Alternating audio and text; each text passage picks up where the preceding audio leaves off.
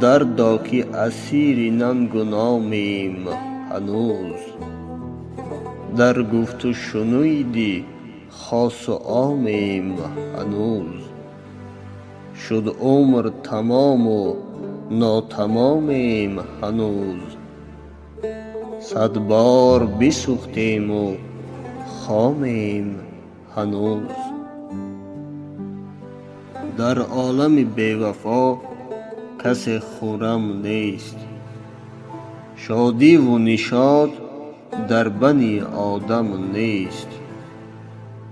آن کس که در این زمان او را غم نیست، یا آدم نیست یا از این عالم نیست.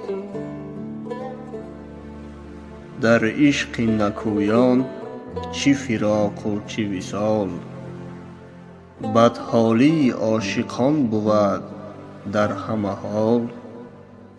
گر وصل بود مدام سوز است و گداز. ور هجر بود تمام رنج است و ملال.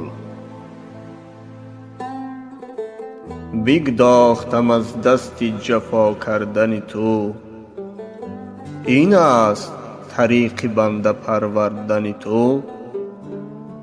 گر من به گناه عاشقی کشته شوم، خون من بی گناه بر گردن تو. مسکینم و کوی عاشقی منزل من.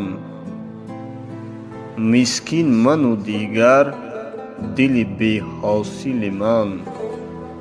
ای جان عظیم تو نیز مسکین کسی. مسکین تو و مسکین من و مسکین دل من. ای از تو حیات جاودان می خواهم. نه عیش و تنعم جهان می خواهم. نه کام دل و راحت جان می خواهم. آنی که رضای توست آن می خواهم. کز نیست انیس دل غم پرور من. تا پاک کند اشک ز چشم تر من. سویم همه آب چشم می آید و بس. آن نیز روان می گذرد از سر من. گه در پی آزار دل رنجوری. گه بر سر بیداد من مهجوری.